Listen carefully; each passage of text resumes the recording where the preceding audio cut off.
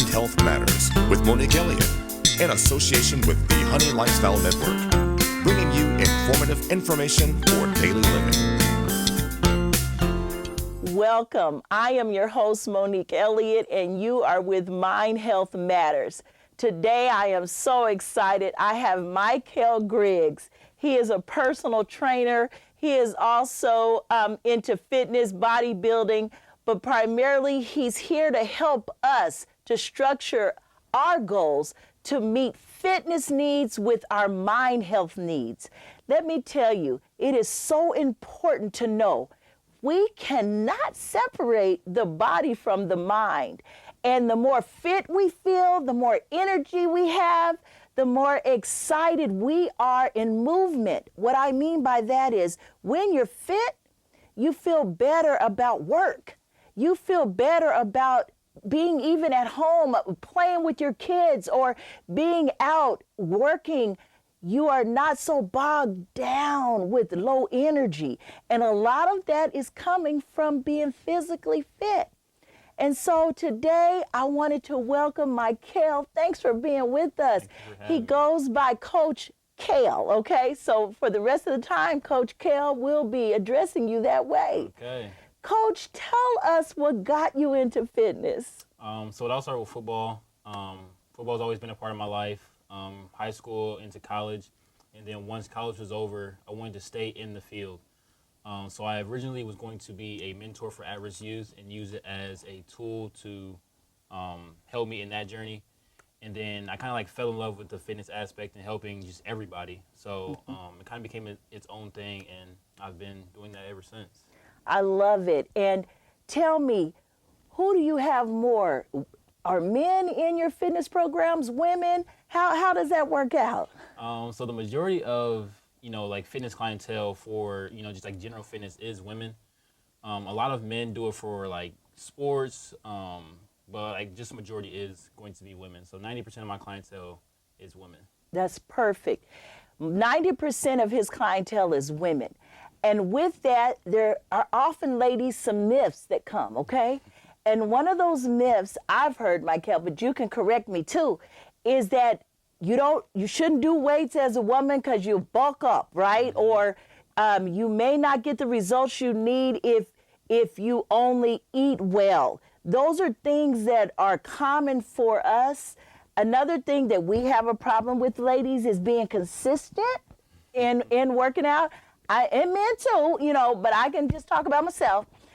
Consistency, because sometimes, Michael, I don't see the results right away, and I get discouraged, and then, I just stop. So I would love for you to talk to us about these myths that I've been saying. Yes.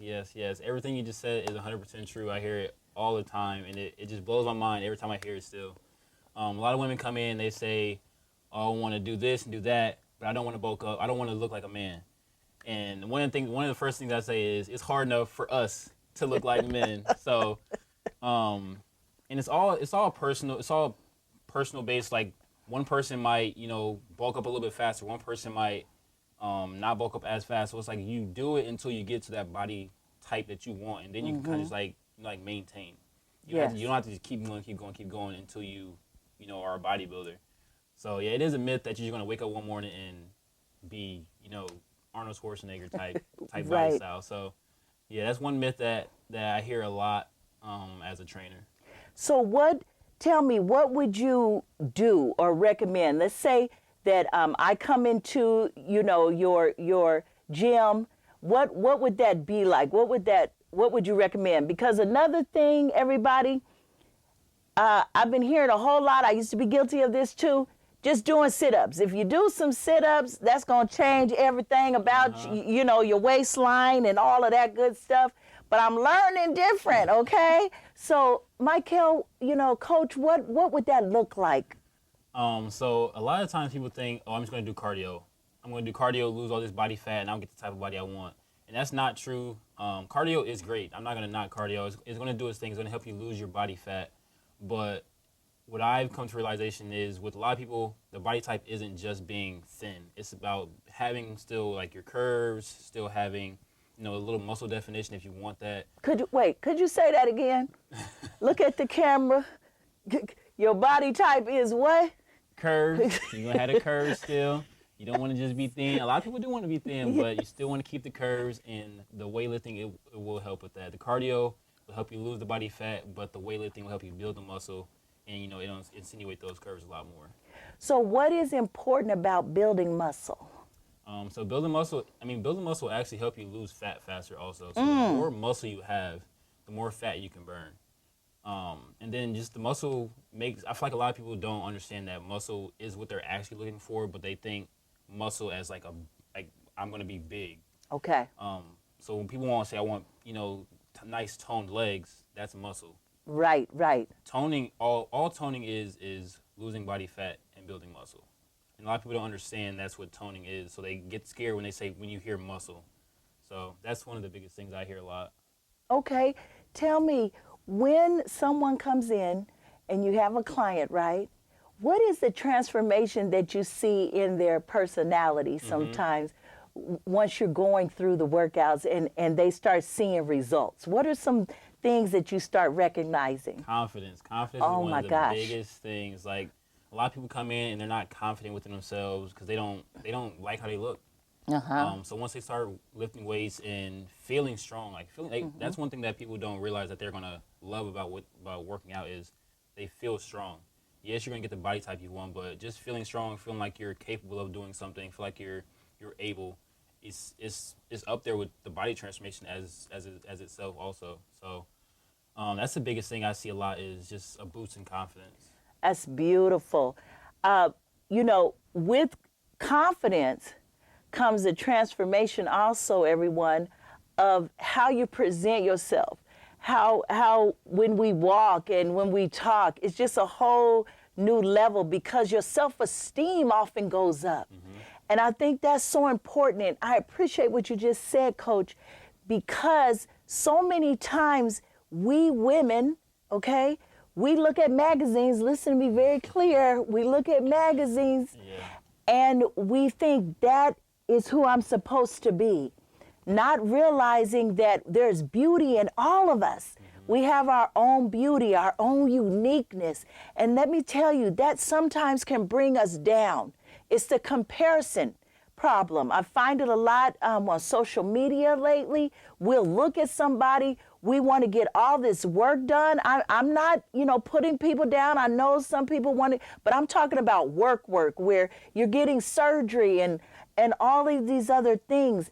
And yet working out can transform us, can't it? Yeah, 100%. That's one of the things I see a lot also is like, they'll come in like, Coach, you got this picture of what I want to look like. I'm like, I don't even want to see it. You're not them. You're not going to look like them. I mean, I can get you there like similar to that, but you're not going to look like them. So don't have a unrealistic expectation for yourself because then it's going to cause more problems with your mental health, and it's going to be harder for you to get to that goal because you're so worried about looking like that person that you're not going to look like. Right.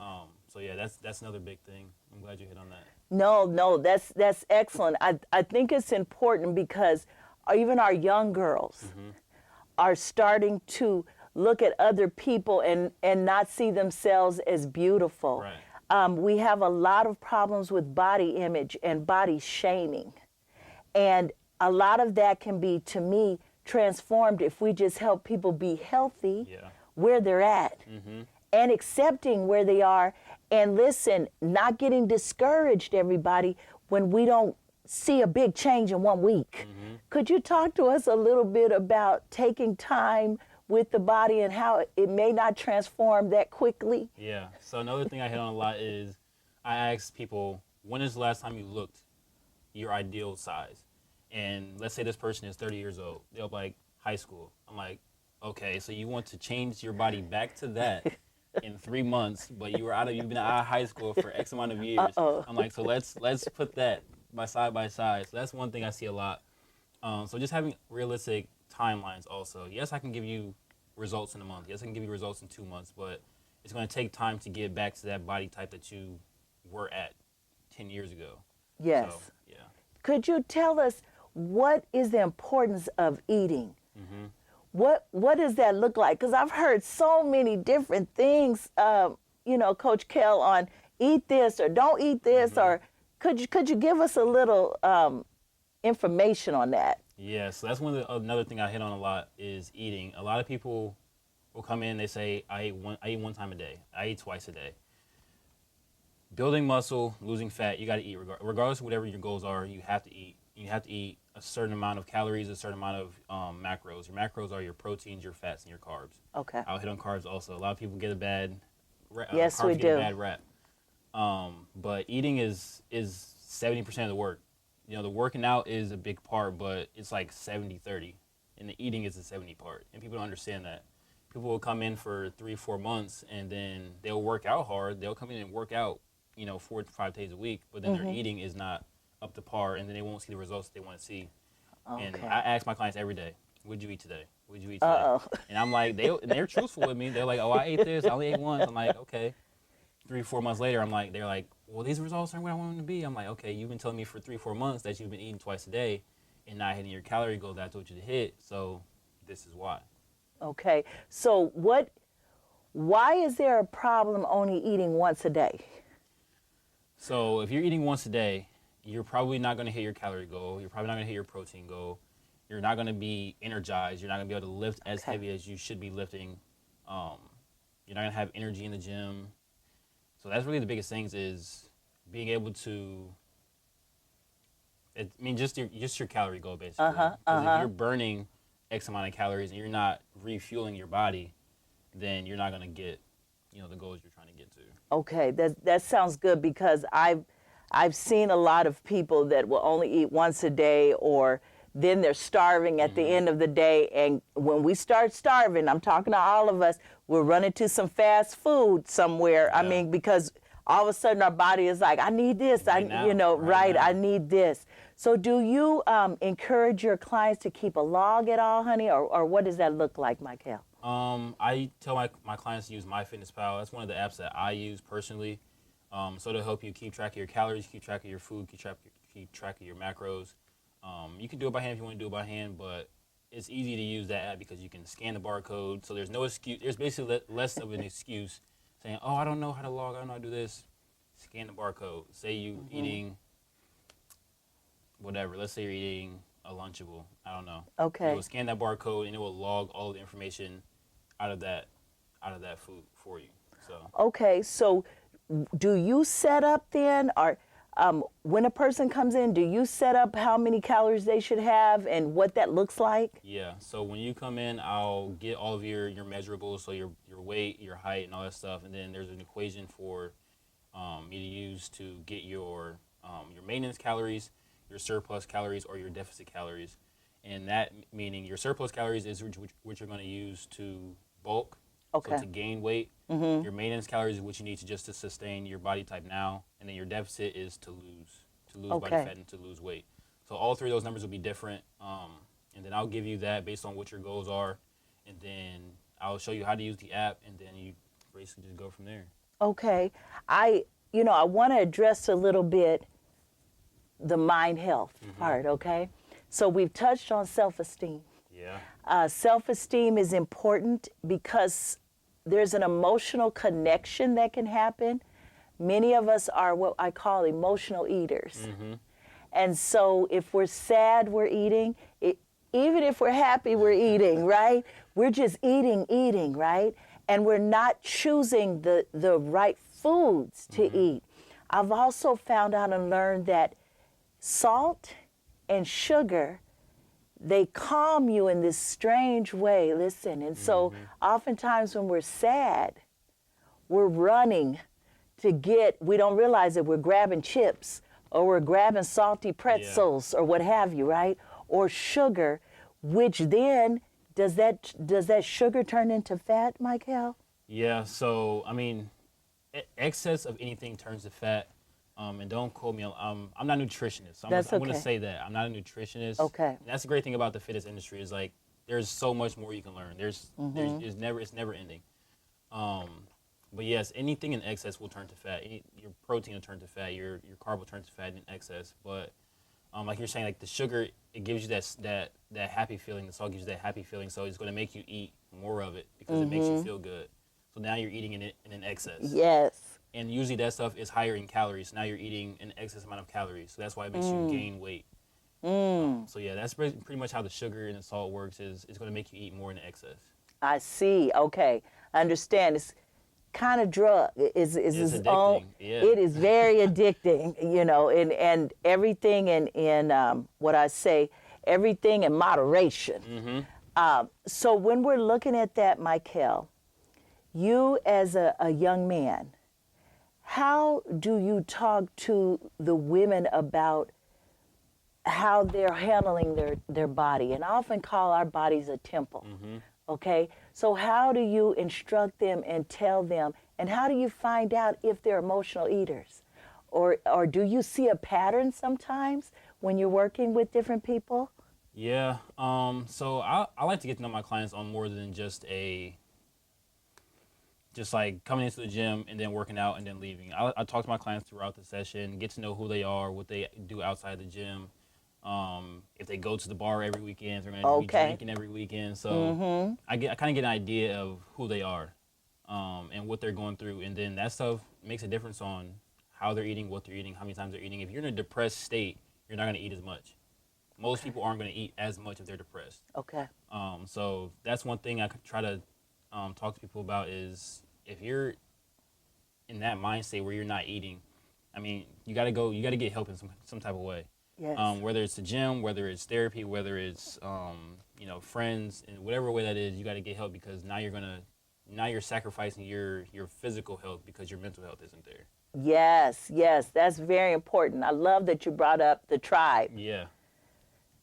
Do you believe that people do better if they have a tribe around them that kind of motivates them about their goals? Yeah. So the more you're like hearing about it from other people, like your friends, your family, the more you're gonna like feel like you're held accountable. If you don't feel like you're held accountable, then you're not gonna stick with it. And a lot of people say that. I ask people, are you married? Do you have a best friend? Do you have a support group? Because if you don't, it's harder to stay accountable. And then that becomes my job now. I mean, it is my job Understand. also, but if you don't have a support system, I'm gonna lean on you a little bit more because you don't have anyone to hold you accountable, and that's gonna make you get off track faster. Well, I got to tell you something. I got to bring up something. Okay. Let's say you're trying to eat healthy. Okay. And you come in the house and it's surrounded with junk food. And other people live there. We're just going to say other people live there. What do you suggest, Michael? It's a discipline thing. It's discipline. Okay. A lot of people have that issue is where their friends like, oh, you want to go out to eat? Oh, you want to go here? You want to do this? I mean, yeah, you can go. Eat before you go. You don't have to go and eat.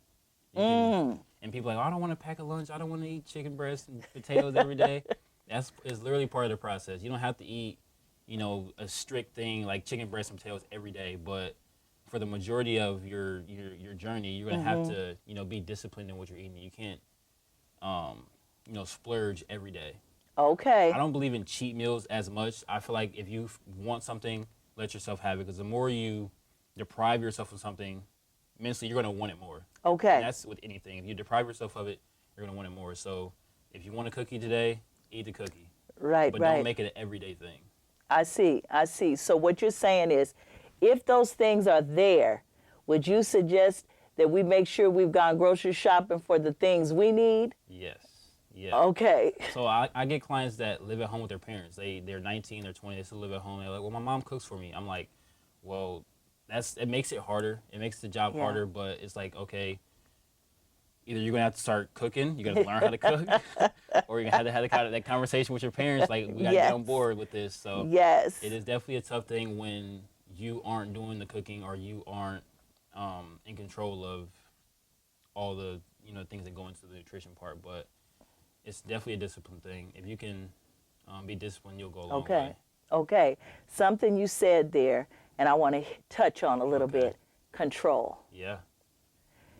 Listen, this is hard to fathom, but many times, even with my clients, when we're looking at the therapy part, the mind health, okay, you'll be surprised how food or saying no, I call it the magic word, okay, no.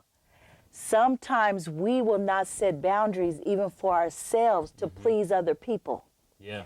And I cannot tell you how much food plays into this, especially if you're celebrating events a lot.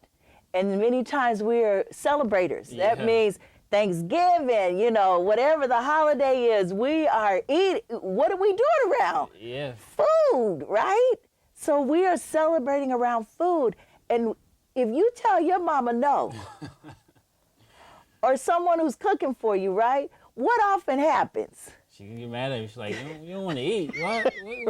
You on a diet?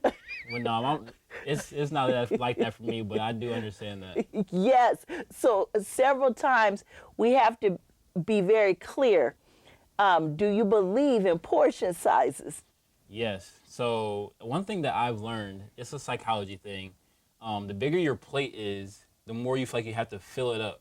Okay. So the smaller your plate is, you feel like, okay, I have to do smaller portion sizes. So I can't remember the exact thing, but I know it said protein is like a fistful. Your carbs and your vegetables are another quarter of the plate. So you don't want to, get a huge plate because then you're gonna think, oh, I gotta fill up this whole thing, I gotta fill up this whole thing, I gotta fill up this whole thing. So yeah, I definitely believe in portion sizes and, not, again, eating in excess. Mm-hmm. And that's where you're gonna, store all that fat. So what you're saying, look, Rico, what you're saying, I'm not going to put words in your mouth, but what you're saying is when we go to mamas or we go to families, it is good. We can still partake of what they have, Yeah. but we can do it in smaller portions, you Right. guys, okay? Right. We can do this in smaller portions. And also prepping, meaning knowing what they're probably going to have, knowing what they're probably going to cook. Earlier, you had touched a little on carbs, the myth about carbs and Yeah. how we give it a bad name. Could you talk to us a little about that? Yes. So carbs are our body's primary source of energy. So if Okay. you're low on carb, if you see somebody on a low carb diet, they're gonna always be tired. They're gonna have no energy. They're gonna be, mad at the world. They're gonna be, sluggish because they don't have that energy. And then you're gonna go into using your proteins. And you don't want to go into using your proteins for energy because you want to use your proteins, to recover. Okay. So your carbs are what you want to use for energy. So when you talk to a lot of people who are big in the fitness industry, they eat carbs right before they go work out. So they have it in their body and they use that to energize them. Okay. And there is different carbs. So there's simple carbs and there's complex carbs. So your simple carbs are, you're like your sugar and stuff like that. And then your complex carbs is like your fiber and your You're looking at grains? yeah, so more like potatoes, more like rice, more like whole wheat bread. That's like your carbs that you really do want to eat. Okay. So Okay, yeah. that sounds excellent. Listen, can you drink your carbs? You Or can you drink too many calories? Yeah, so if you look at a label on, let's say a container of juice, it's going to have X amount of carbs, X amount of protein, X amount of whatever. So all that stuff plays a factor too. So, and that's people who don't understand. They won't factor in what they're drinking into their Yes. calories and stuff also. And that's big because, one bottle of juice might be 400 calories and you're not tracking that. So now you're 400 calories over what you think you're at. I see. So yeah. Okay, that sounds good. I want to talk to you a little bit about what are some things we can do right now, just starting today, to make a difference in our physical fitness. Either educate yourself or hire somebody that is already educated, because a lot of us we don't know what we don't know. So if you're just doing something based off of something that you heard, but it might not be true, now you're going in the wrong direction. So if you're like cutting out carbs, that's not the right direction. Okay. So getting educated with the right knowledge or hiring someone that is educated is one of the biggest things that you can do for yourself. That's perfect. Is there any go-to exercise or is it a combination? What can we do? I don't think there's a go-to exercise. There is a combination of everything. Like I said, your weightlifting, your cardio, and your nutrition, that all plays a major role in the bigger picture. So just having a good balance of all of it will definitely be the best thing for you. Okay, so one of my last questions, how can people find a trainer? What should they look for if they're looking for a personal trainer? So this is another thing I love to touch on. So I'm glad you said that too. Not every trainer is for you. Just because a trainer can get this person results doesn't mean that they're for you. Certain trainers specialize in something, some trainers specialize in another thing. One of my good friends, Ryan Coleman, he specializes in the whole mind, body, spirit. And some people need that. Some people don't want to just go in and work out and, just leave. He touches on everything. So that's one thing that I like to hit on is find a trainer that's right for you in your personality. You might want a trainer that's really strict. You want a trainer that's mean, that's going to push you really hard. You want a trainer that's, more, understanding. It's going to be more subtle. Like, just find a trainer that's right for you. So doing the assessments, going in, talking to a trainer, meeting with a trainer, seeing how they are, and not just sending somebody money that you never met. Yes. So that's a big thing is meet your trainer, talk to them. I always offer a free first workout so you can see how I train. Oh, that's great. If you like it or not. And if you don't, you don't. If you do, you do. Great. But I'm not for everybody, and not every other trainer is for everybody. So. No, that's good advice. That's excellent because we often do, again, compare and we say, well, that worked for so-and-so and this was working for another person, right? And so something that we've talked about today that's very important is keeping your physical health together, solutions you were able to hear. But with your physical health, also remember your mental health, your mind health. And if you need to talk to somebody, if you need to start, you can do both. You can go to counseling and at the same time find a physical fitness person to help you that can assist you. I want to thank you, Michael, for being on our show. Coach Kale, I appreciate it. If someone wanted to find you, where would they go? You can find me on Instagram at coach_Kells, K-E-L-L-Z. Twitter's the same thing, coach_Kells. And then Facebook, Michael Griggs, MIKEAL GRIGGS. I appreciate it. Thank you for being with us today, everyone. Go and get a trainer. If you can't just get a trainer, at least go to a gym or begin to talk to someone. I want to thank you for being here on Mind Health Matters.